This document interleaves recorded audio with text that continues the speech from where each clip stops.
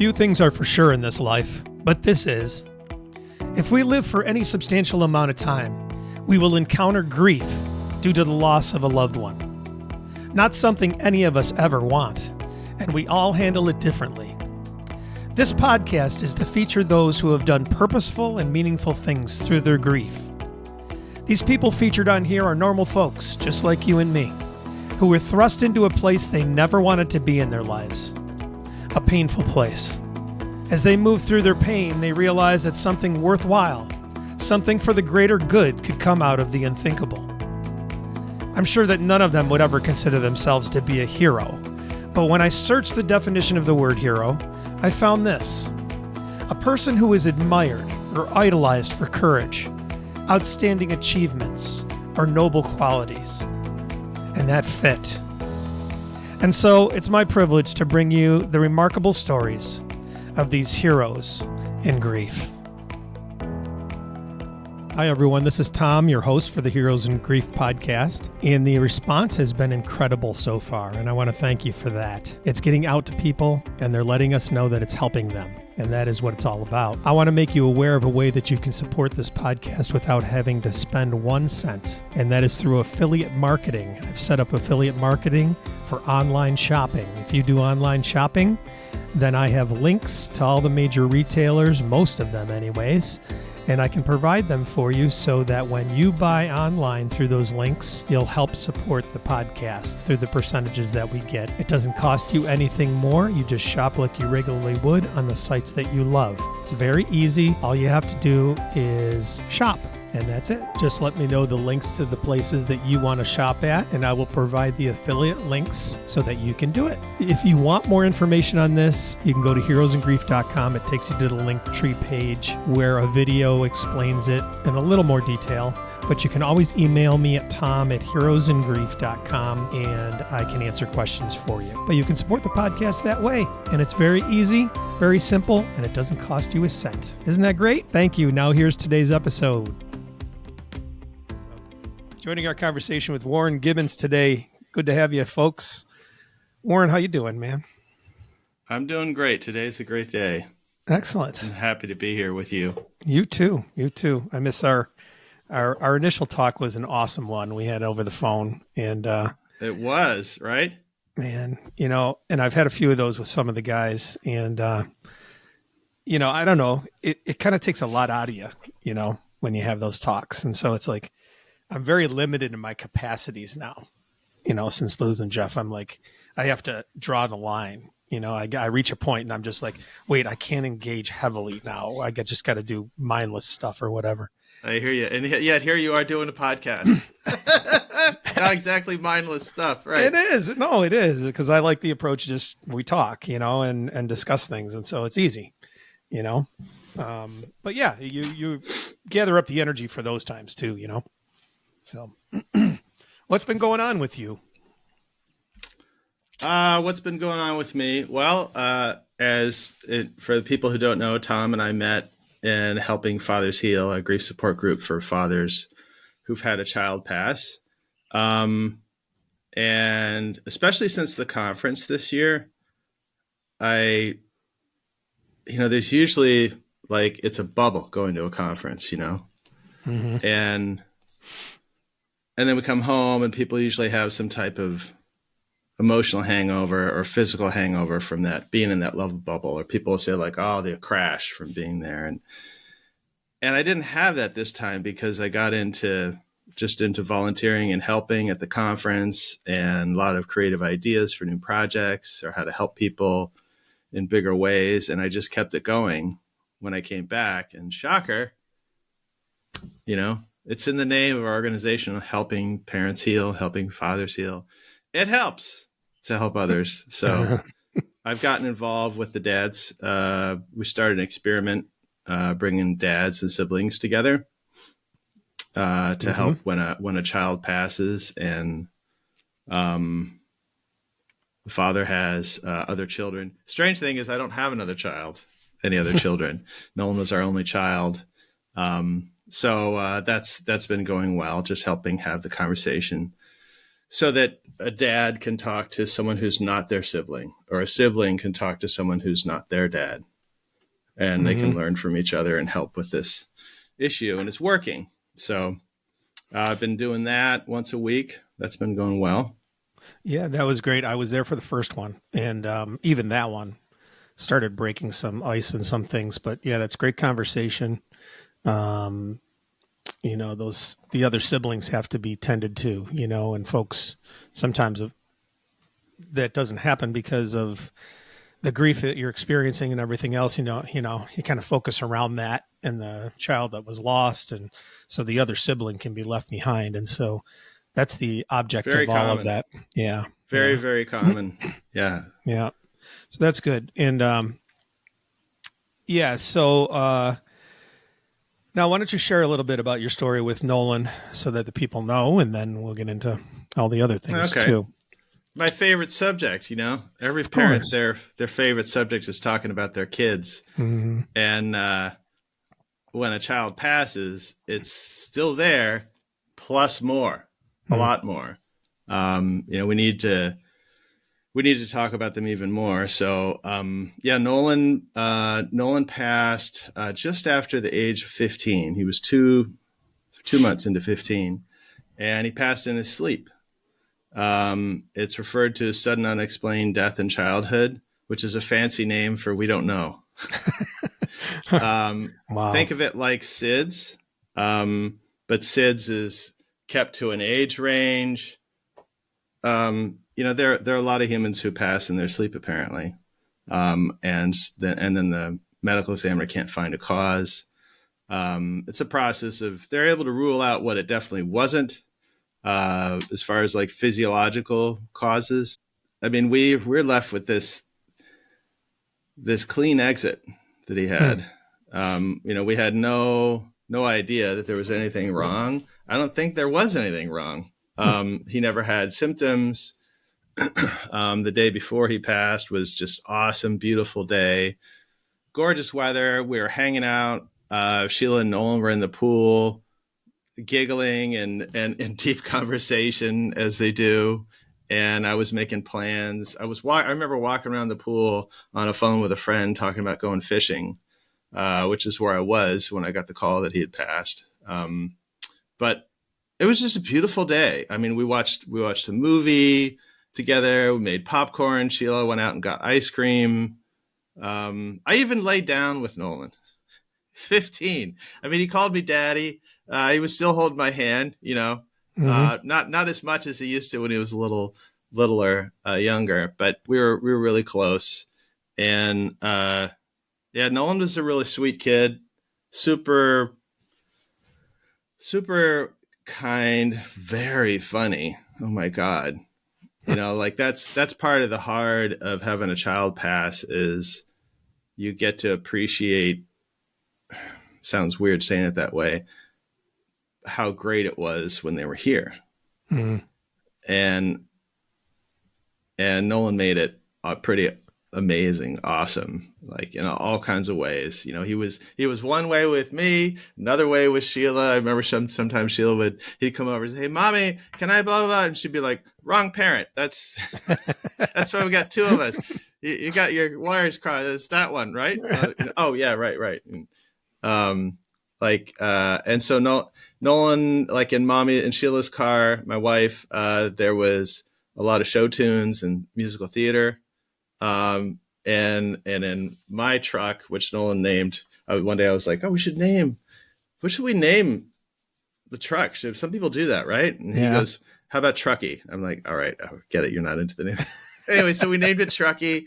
And, but when Nolan and I spent a lot of time, a lot of windshield time. He was a very, very, very musical person, incredibly gifted in ways that didn't make sense for a human, let alone one that was so young.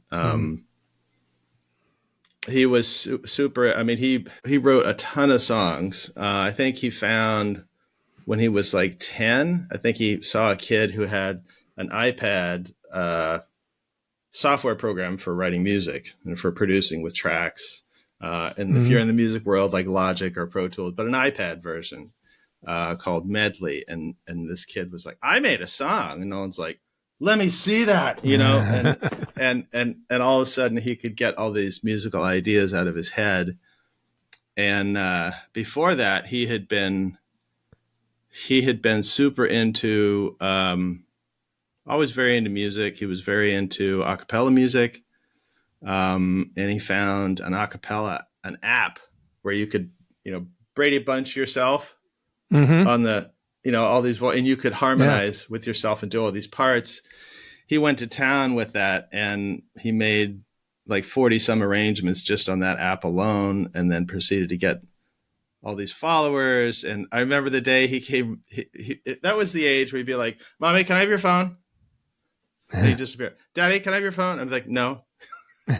Mommy, can I have your phone? Yeah, until he got a phone. And he would disappear, and he would go make a cappella arrangements. Wow. And this is when he was like 11. Yikes.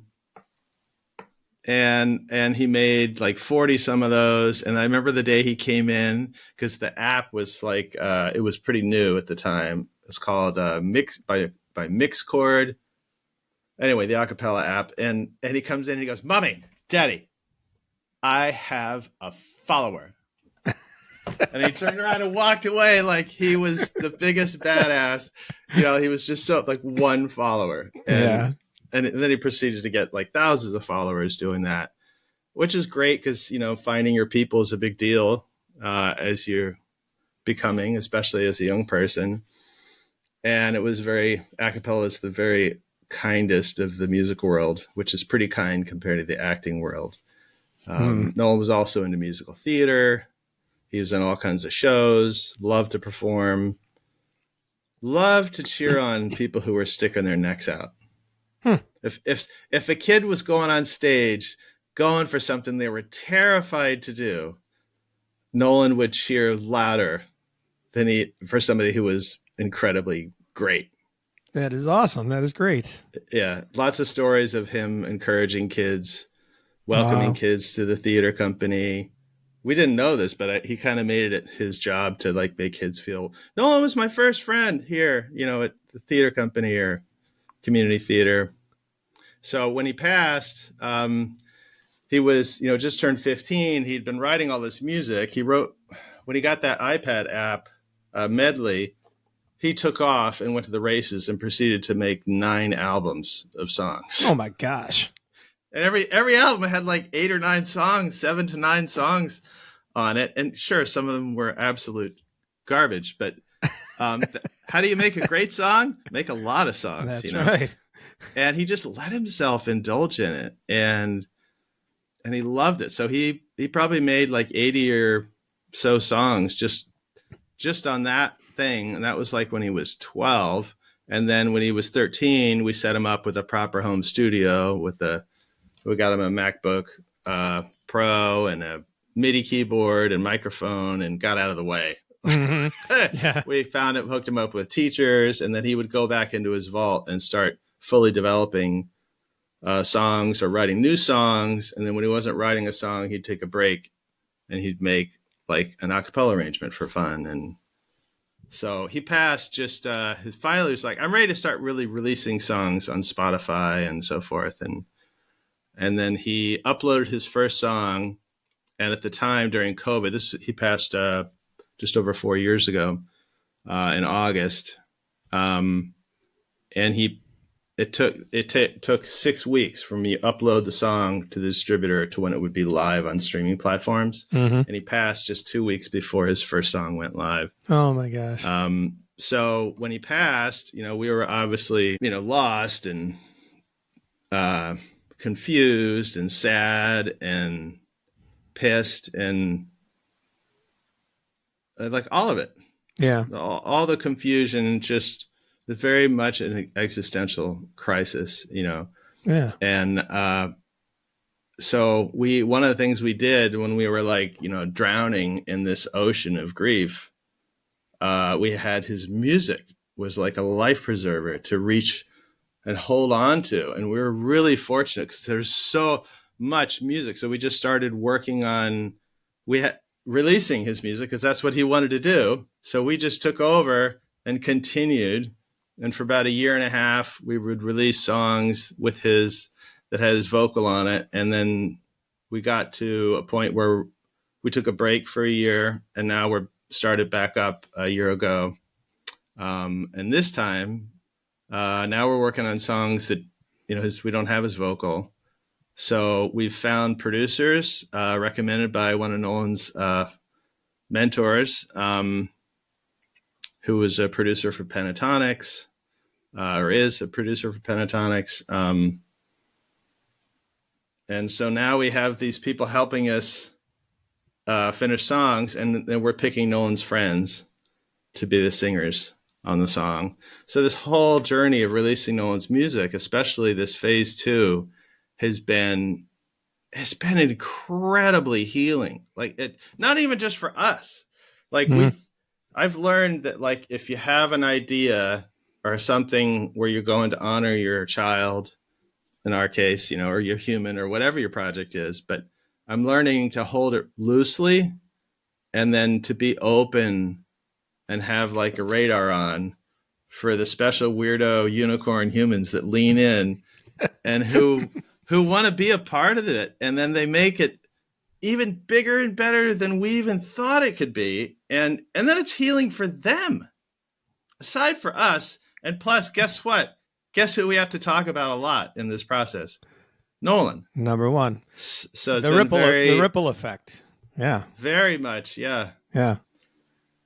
Yeah. Wow. So you, thank you for painting such a beautiful picture of Nolan. I hope everybody else can. I can picture him in the house doing what you're saying, actually. And that's, it's beautiful. And all the rest too. Yeah, and he was a night owl, and I was too. Sheila would be in bed by 10, and especially in the last year before he's a teenager, and he'd come down at 11 o'clock down the stairs, turn around the corner, heading to the piano in the living room, and he would just start. His music brain would be switched on, and he'd just like, all right, so Daddy, in chords, there's this song in Pentatonics, whatever album, but he. I miss those moments where he would have to teach me. I knew just enough about music that I could ask annoying or helpful questions, but then he would have to explain it to me. I'm like, what do you mean? It's like a distorted chord or the voicings. Like, what does that mean?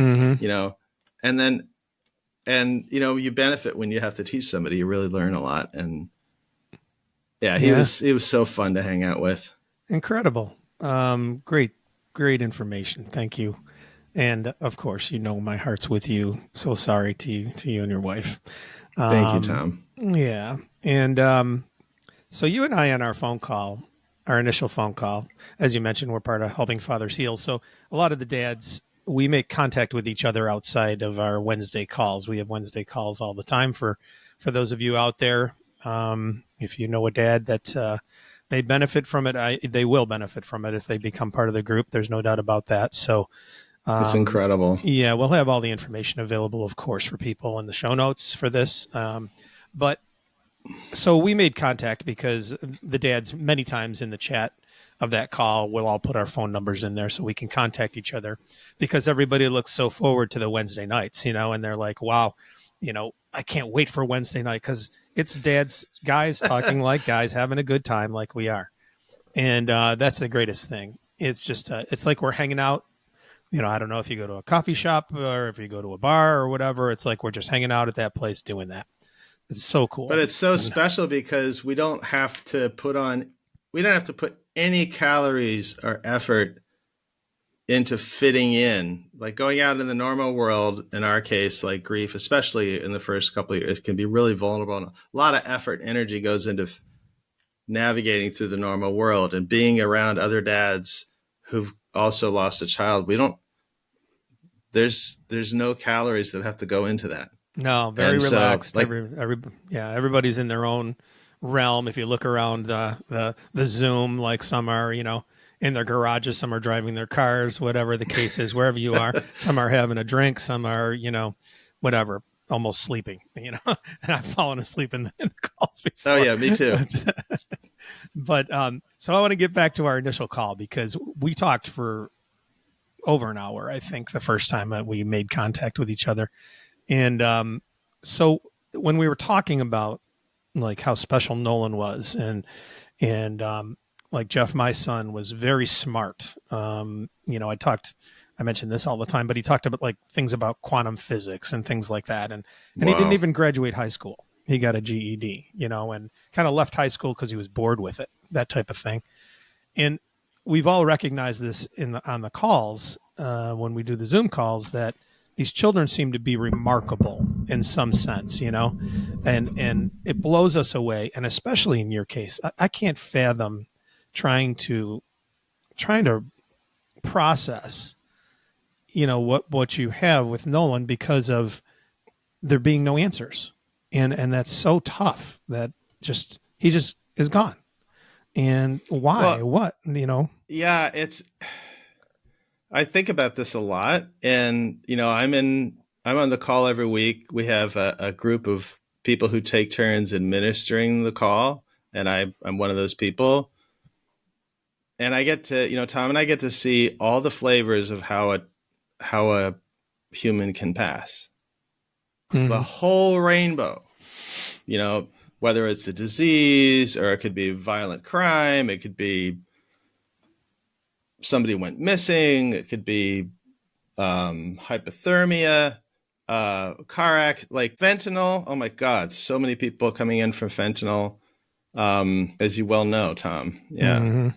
But for us, we like Tom and I are in the same club. We don't have like this other thing on top of the fact that Nolan passed. Mm-hmm. And that was really confusing. And in some ways, I'm really grateful. Some dads are in court cases. Then sometimes we'd sit with our community has all these different practitioners, whether it's grief counselors or therapists or mediums or all kinds of healers. And one of the things, whenever we sit with them, like a one-on-one session, they'll use this phrase that like Nolan had this clean exit. And the other thing that comes up often is that he's been here before. Like, because he would, like Jeff's intelligence. Yeah. There are a lot of things about a lot of kids that are just really exceptional and don't fit with their age, like how long they've been here. And this is what I wanted to get to about our call. And this is bringing in the spirituality aspect. We'll edit the rest out of what most of us kind of believe in helping fathers heal, and that's our kids in the afterlife and their role here on Earth, and the possibility of thinking outside the box for some people, that we are here to learn. Our souls are here to learn and grow. And so our children are elements in that, and higher level elements of that, actually spiritual elements. And they were brought here to enlighten us and help us to explore our spirituality better. So when we talk about all these exceptional kids, that's one thing that struck me, that, oh my gosh, what, all these kids, and we have kids who are great artists in our group. We have kids who are, they seem to be exceptional in so many ways, or they seem like they didn't fit in this earth. I had somebody say about Jeff one time, it seemed like he doesn't want to be here, And so when you look at the spiritual growth side or the spiritual side, if we are in soul groups outside of this earth, and we're connected with our soulmates and things, there's things talking about it like a soul contract, and that you pick this life so that you can grow in your soul and things like that. So, and a soul family. Yes. Yeah. Like, it's not one contract. It's like, all right, I'll come in like this because your soul has to learn this and this. This is like deep stuff, like for anybody to get. Us too, Tom and I too. And And yet it fits. Like it makes a lot of sense. Yeah, this is a portion of the discussion here that if you are doing your grief, we always tell you, first of all, just deal with your grief. Don't think about these crazy things outside. Explore them when you are ready.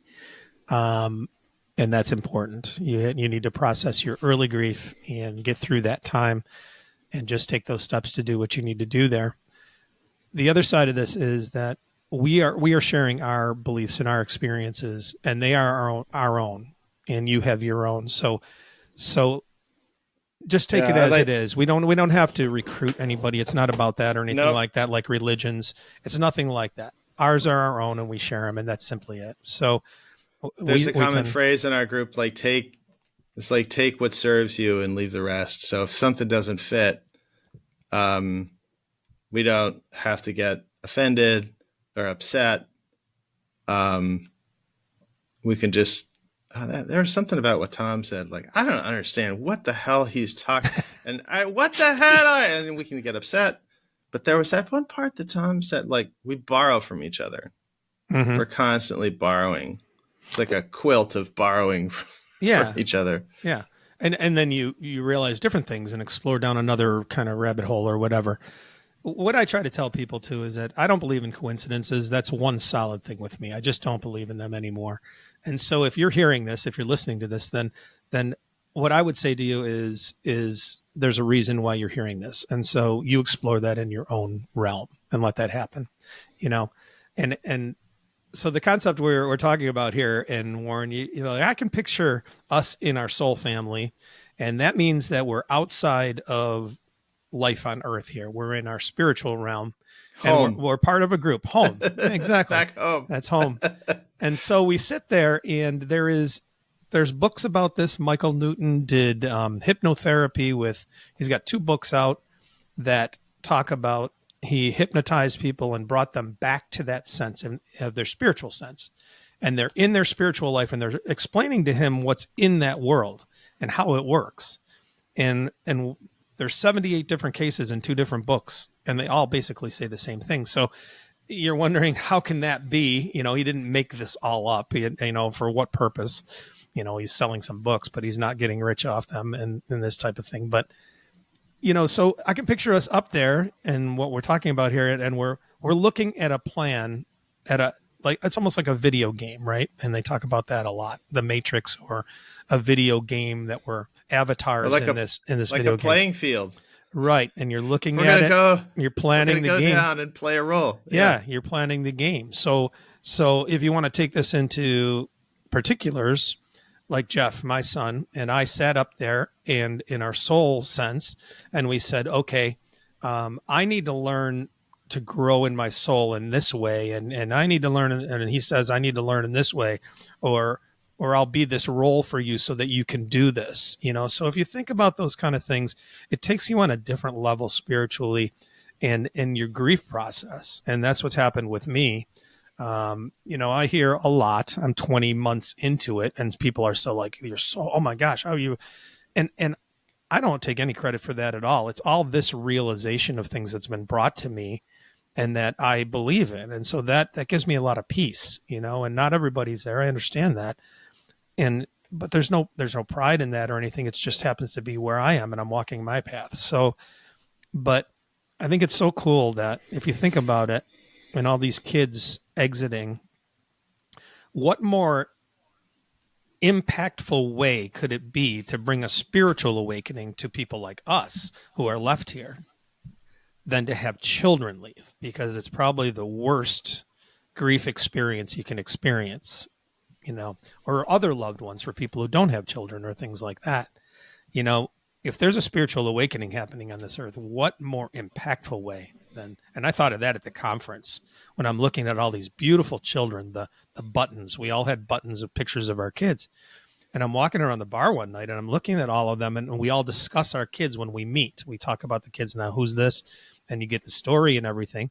Yeah, I'd walk up if I didn't know Tom, and I would look down at his chest and he'd have this big button that says Jeff on it. And if I didn't know him, I'd say, tell me about Jeff.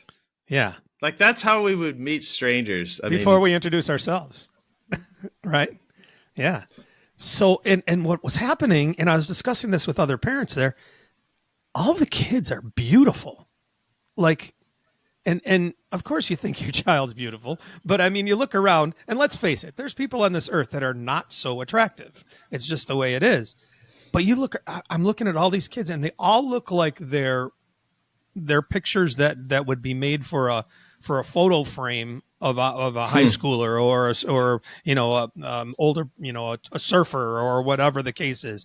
You see all these different pictures and you're like, oh my gosh, these kids are beautiful, all of them. And so it makes you wonder about this, the bigger sense, this thing I was talking about, where what if there was this movement now? Here's a picture of Nolan. There he is. Beautiful. I happen to be on a set for a. Yeah, it looks like he's on stage. I think he was in a kids professional a cappella group, and I think that was the Bohemian Rhapsody number they did. Wow. but yeah, keep going. I love hearing what you're saying. No, that was it. It just struck me at the conference, where I was like, wow, what stronger way of getting our attention than something like this? And so that was the whole thing, that it's stirring. There's a lot of talk in the spiritualists, the metaphysical world about a great awakening happening right now in spirituality. So that was it. That was just my thought on it, that, wow, yeah, that's impactful. And there's a reason why we need to be listening to this or searching for this. I mean, if this had happened before the internet, we would only have meet in person local groups. And like Nolan passed in August of 2020, and the whole world was discovering Zoom if they didn't already have online conferencing, normalized. So it's become super normalized. So now that's one of the things in grief is find your tribe. It's part of being a human. Anyway, we have to find our people. And then in our experience of a child passing, you have to find another layer of your tribe. Mm-hmm. And I hear what you're saying about, like, we're going through a shift in the world. Like, we're able to find the others in, what do they say? Culture is people in this place here. We do it like this, something like that. Yeah. I want to mention Compassionate Friends here too. They're another great group that's out there for parents who have lost children.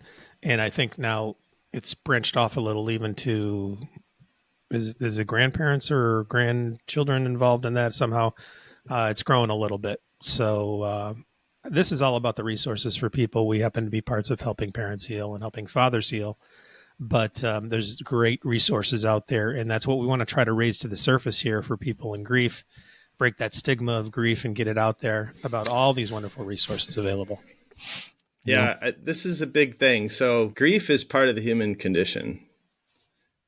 Everyone, we need each other. That's if an alien came to Earth and had to do a book report on humans, one of the things they'd have to write is like, wow, they're really social. They don't do well when they're really, really alone, like really alone. They really need each other. And, before Nolan passed, I was, whatever in my own Matrix movie of the idea of the story I was telling myself of this is what the life is going to be like. And it looks like Nolan's going in this direction. And then Sheila and I, that humans, we all do that. And then Nolan passed. So like before that, if I heard somebody talking about a child pass, it was so disturbing to me. I didn't actually put my hands over my ears, but if you were in my brain, it was like, la, la, la, la, la, la, and I would have to run away from the conversation because it was so disturbing for me to contemplate. Mm-hmm. And now we're in that circumstance. And so navigating the world of muggles, so it's the term I use to describe, humans, kind of like the Harry Potter film for the people who aren't magicians or whatever. Not that we're magicians, but it's different. And, every person listening to this is going to go through the experience called grief. You're going to find your people. If you're lucky, you're going to find your humans. and you're going to fall in love with them. Fall in love. Like we love each other. That's what humans do. We love each other. That's what we're built for. Yeah. And I think it's a big part of why we're here, is to love each other. But then one of us is going to leave before the other. One of us is going to wrap up this mission before the other. And the one who's still here, oh crap, is going to go through this experience called grief. And it's very much a quickening. Like, it's completely changed our lives. I know that sounds really obvious. Some people, when they have a loss, try to bury it and run from it. They'll try to cover it up with staying busy. Now, there's healthy degrees of surviving, especially early grief, and that's okay. Mm-hmm. But it's going to chase you if you keep running from it. It'll still be waiting for you. And I mean, we meet people who come to the dad's group after many years and they didn't have or find help. And now they're starting. And they're stuck. They're stuck. They're stuck. That's why they're stuck. Yeah. And because men in particular, I'm going to generalize here, but just for the sake of making the point, that we suck at grief, especially compared to our wives, like women. Women are much better at community. They're much better at connection. They're much better at taking care of themselves. They're much better at asking for help. They're much better at talking about what they're going through. Mm-hmm. Men, we have this other thing in our culture that says, what's the messaging for men? I mean, like conventional, like, oh, you got to be strong. And then we have this messed up thing that, like, you can't be, if you're demonstrating feelings, that's associated to feminine. And then even worse, then men in our culture associates feminine with weak or bad, which is horrible because it's in both of it. We have both masculine and feminine. We need both. And so when people get the fix it thing too, right? Oh yeah, and the so fixing helpless because we can't fix it. So men like Tom and I, who have arrived to this moment called our child past, are kind of, if we're lucky, we lean into the grieving process. We find ways to get help, not one way, not two ways, like 17 ways. Right. I'm 4.5 years and 3 months or whatever, 4 months in, and I'm still looking for help. Mm-hmm. I'm still on the lookout. I have a special new set of antennae that are just for noticing help when it shows up, or for helping me, like, call Tom if I'm having a hard time, or call one of my brothers in the group, to just say, like, I'm pissed or I'm sad or just to tell on myself. And our culture does not reinforce those really healthy behaviors in men. And so men will arrive at our club with, I sometimes use metaphor like a toolbox. We have these tools, and some men, they arrive and they're like, tools? There's a toolbox? Do I do with those? They don't even know what a tool, like, or they don't know they need to talk about it or how to get help or what kind of help, or that it's okay to cry. We had one guy in the group who was new to the group, very mad, and would growl. Whenever he would start to feel feelings, he would like growl, because damn if he was going to, like, show emotions. Well, like, I mean, we're in the Olympics of emotions, like feelings. Literally, that's what feelings are for, is for feeling them. And so this tool, some people arrive with the toolbox and it's locked, and they don't even know there's a key, and they're not looking for the key. But somehow their wife said, go to this group. Most of the guys, their wives sent them to the group. Much like my wife will say, you need to go to the dentist or you need to go to the doctor, or some guys will show up and, oh yeah, I got a toolbox, and they'll open it up and they're all the wrong tools. Or they got tools, but they're broken. Or they got tools, they're not broken, but they have no idea how to use them. It's just kind of like a silly metaphor. And so some people arrive and they have some familiarity with self-awareness, or maybe they've had therapy before, or maybe they've already been through something and they have an idea, some familiarity with how to navigate hard. Like our version of grief, child passing, is the Olympics of hard. Mm-hmm. I mean, it's impossible to describe. And you and I too, we share our heart for this because of what we've experienced in the men's group. And man, we just want to tell people about it and let other men out there. We feel for them so much when they come into the group, and again, there's no, I hate the competition factor of business and life and everything else that we've experienced mostly through our lives, because this part of it, helping fathers heal or groups or getting help, is not part of that at all. And I always feel like I have to duck like the ulterior motives or whatever it may be that's usually out there in the world in whatever capacity you're in. And it's just not that way. I can't say it That's enough true. that our hearts are genuine. We just want you to come. Yeah, we're in the place of, I call it co-opetition. Like if I, let's say I haven't written a book, but let's say I read a book and I'm promoting it because I want to help get a message out. And a lot of people in our club, child loss community, grieving community, healing, they do that. They write books because it's good. Yeah. You've woken up to something and you have a message but I don't see somebody else who has a book as competition. Or for example, I remember we had a person come to our group. Sometimes we have guest speakers. They came in and they're an author, and they were talking. They were not hard pitching their book. They were just telling their story. This is why I wrote the book, and for me, it was my healing, and it's a way that I connected with my son. This is what the author is doing, and they're here to talk about the whole message of the book. This is why they were invited to come in. Because why? Because it would be helpful. It's in the name of our group, helping parents heal is the main organization. Mm-hmm. We're an affiliate group, helping fathers heal. It's in our name too, helping fathers heal. So he's there to help. And he was doing great. And one dad sends me a message, I'm out of here. Somebody pitching their stuff, blah, blah, blah. So that, to your point, Tom, someone has developed these kind of scar tissue of competition and being sold to, even though that's not what's happening. Yeah. Yeah. And because of that, they're perceiving something that isn't happening.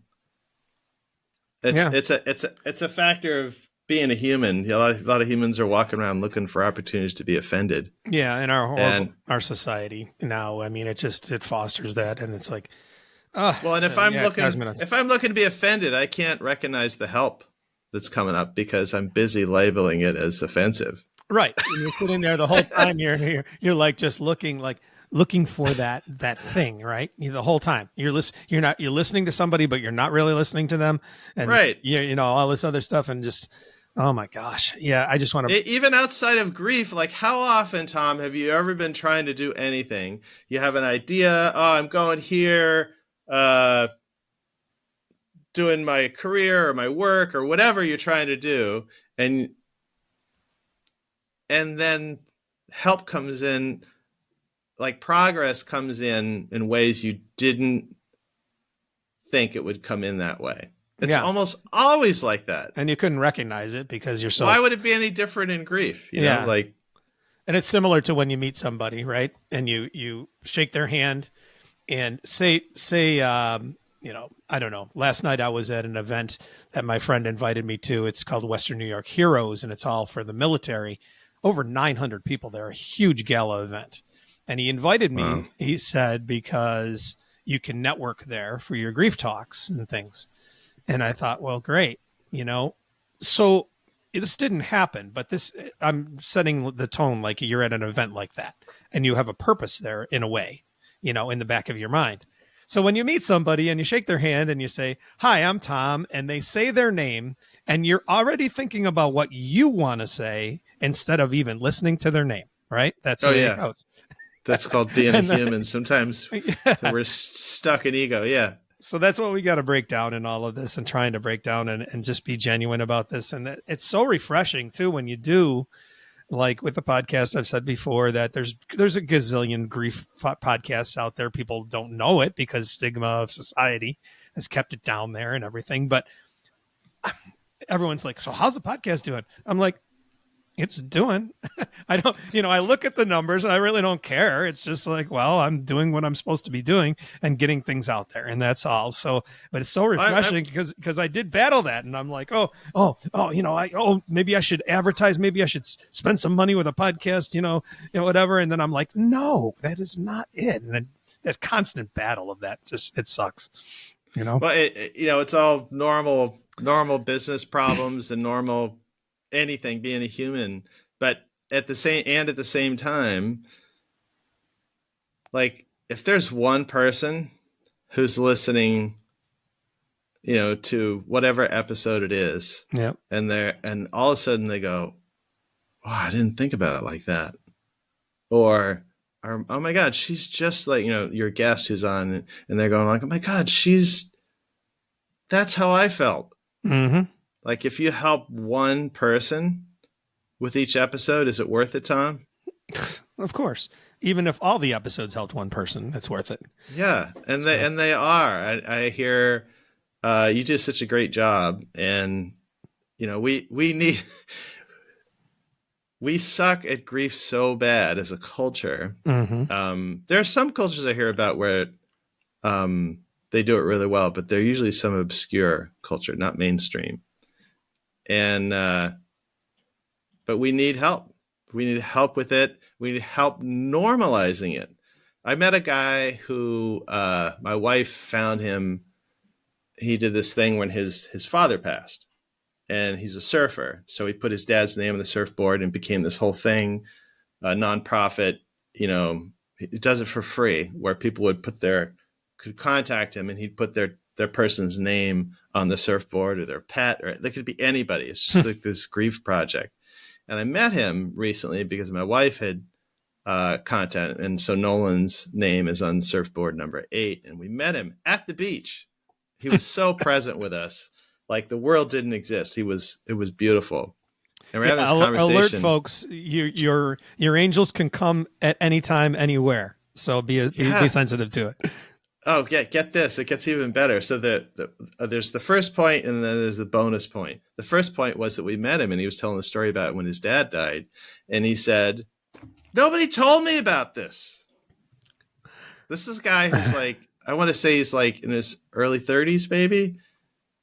Mm-hmm. And he's like, no one told me about this. Which when you think about that, how many people does this happen to, called one of your loved ones passes? It's all of us. Mm-hmm. My wife will be like, that didn't happen to Nolan. Okay. Well, Nolan was young. He was still collecting humans, and that makes sense. But it's almost all of us. It happens to, actually it did happen to Nolan. He just happened to be the one who left first. Mm-hmm. If Sheila or I had left first, he's just experiencing it from the higher plane. Yeah. So my point about this guy who his project is called One Last Wave, and he was saying that, like, no one told me about this. He's like, I was so lost for like a year and a half, and then I did this thing where I put my dad's name. I hope I'm remembering his story right, but my point is that no one told him about this, and his dad lived a great life, and his dad passed first, and in order, death. Okay. And he was like, but no one told me about this. Like, he was so frustrated and pissed about like how lost we're, that no one, like, I had this thought recently, especially since meeting him, to go to say to somebody like, hey, cause I like people, I'm a coach, I mentor young people in their 20s, starting their career, looking for a job, or they're starting their business. I help them be really authentic as they're doing that. And, but I'll be telling them like, hey, just let some dad advice that most dads don't say, there's a time in your journey, if you're lucky, you're going to find your people, and one of you guys is going to leave first, and it's going to hurt more than I can tell you, and a lot more, and you're going to be really messed up by it. And I want you to know that it's going to happen. Don't know when, but it's okay. It's normal. Mm-hmm. Sorry, it comes to the job. And, find your people, talk like get lots and lots and lots of help, and lean into it when it happens. But I've never heard anybody tell the story that when I raised my kids, I told them about, you hear it all the time about parents that talk about like when you get married, and they'll give advice about getting married, or, grandpa, grandma advice. I've never heard anybody say this, that they taught somebody about grief. Brother, you just showed me how to use some tools.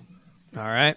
I'm telling you, this conversation was so guided, so meant to be, because here I am starting my grief talks, right? And I'm sitting there and I'm thinking about it, and I'm talking, it's hit me that just be real, just be a real person with them and everything. But exactly what you're talking about is on my agenda. And that is that, I'm trying to say, be proactive in this. Sure. Many people are reactive to getting grief help in organizations, whatever, workplaces. Someone passes in their community somehow, a worker or, a boss, whatever, the owner, things like that. And so the whole community is experiencing grief together. And so they'll call people in to, support things at that time reactively. But we need to be more proactive, and exactly what you're saying. Equip people before the time. It'll help everybody involved. You can give them tools to be ready with. That includes the griever and the people around the griever. Keep it real, Tom, just like you said. The people around the griever is an important part, that's neglected a lot. The grievers experience the platitudes that these people bring and the wrong things that they say and everything else. But those people are in a spot too. They need to be educated and helped on how to do it properly. That's all. That's the other part of that advice. Like, hey, Mike or Ralph, if this is going to happen, it's going to suck and it's going to be hard. The other part, just like you said, is one of your friends is going to go through this. One of their people, or a family member, or a coworker, or your bestie, or whatever. They're going to lose one of their special people. Here's how you support them. They're going to be so lost, and you don't have to do anything. Just sit next to them, like the Winnie the Pooh right. Cartoons. That's the greatest thing. It's not that hard. It's not that hard. You just need to know it. You always, we are, I don't know, this societal thing and everything else is that we've got this idea that it needs, you need to say these certain things, or, you can help this person this way, or whatever it is. It's very simple, and that's be present. That's the first and foremost thing, and just be there with them, and be there in a caring, that with a real heart, be there for them and with them. And it's so simple, But we have a friend who comes over to visit in the early grief. I'm learning how to describe what early grief is. Acute. I say that's the acute phase, really. Acute phase. Yeah. You don't really have your feet underneath you yet. Yeah. You might be still working, but you're not. To me, like once you're past that, you're like, all right, I know how to dance with this, and what do I want to do with the rest of my life? And some version of like, I'm going to be okay. It's not that it won't hurt anymore, but yeah. Mm-hmm. Yeah. Warren, we're going to wrap it up here because we can talk forever. I know we can. I'm going to have you back. I love talking with you. I love talking with you, and I love the tone of everything, and we are on the same page so clearly, and it's amazing. And we knew that. We talked about things came up that because you had me on here, and because you're you, the way you're you on this podcast, and this happens with you and I on the phone too, but I think about things differently, and they shape and form, and poop, they pop out. Like, this is the first time I ever said that about, wouldn't it be great if that advice was given, as part of the culture, it'd be much better because then it would normalize it. So I'm really grateful for you doing this because you're helping. You're helping. Well, You're helping is helpful. Thank you. That encouragement is always grateful, or I'm always grateful for it. The same thing happens with me, with you. That's why we connect. And that's part of connecting with people is that, it spurs these things in our discussions and brings them out of me. And afterwards, I know that after our initial phone call, we both said we were digesting it for like 2 days. And that's no exaggeration. I'd be driving around and I'm thinking, wow, that, and we went there and I've talked about this too. I'm limited in my capacities to engage deeply a lot. Like I know when to just shut down and say, that's it. I need to do mindless stuff right now. And I never used to do that before. I used to stretch myself way out all over and just let it go. And now I'm like, nope, I can't talk now. I can't do that. I can't return that text. I can't do this now. And I just say no, and that's it. But that, it just like musters out and keeps going and going and going. And it's so much fun when that happens too, because it's comfortable. It's not stressful. It's just like, wow, and it's energizing in the moment. That type of connection causes an energy to come into being that wasn't there otherwise. And because we had that connection, when it's over, I need to lay down from All right, nap time. Here we go. Yeah, nap time. Thanks, Warren. Awesome. By the way, folks, we didn't get to, and it's okay. I love the way these conversations go. Warren's got a lot of great things going in regards to Nolan, so we're going to get all the links out there for everything. Explore them. He's got great stuff. He's releasing the music. The music's out there. You do a yearly thing, Nolan Fest, and Nolan Fest. We'll have to talk about Nolan Fest. It's a music festival. Yeah. Yeah. I'm going to get you back. And don't worry. Well, we're going to get back and talk about that. But we're going to have the link there anyways for everyone so they can start exploring it anyways. So we'll definitely get that stuff out Cliffhanger. There. Yeah. I like it. It's hard for me because I want to have all the dads from Helping Fathers Heal on, but I don't want to dominate the show with that either. So it's, we just do what we can. But that's a great idea. Yeah. Thanks. That's like somebody said to me in the group, when's your book coming out? And I'm like, shut up. I do not want to hear about a book, all that stuff. But I can't wait to see it when you do. No. Yeah. Curse you, Warren. All right, brother. Thank you. I appreciate you taking the time. Thank you so much. All right. We'll connect again. Thanks, brother.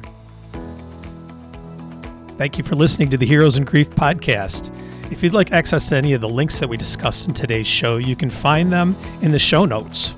There's also a link there to support the podcast if you care to. And there is an email link for me there. I'd love to hear from you and your ideas about the show or what you thought about the show. You really can help out this podcast to get to more people if you subscribe, rate, or review it in whichever way your platform provides. Each week, Heroes in Grief is released on Sunday, so look for new episodes there. Thank you again for listening to Heroes in Grief.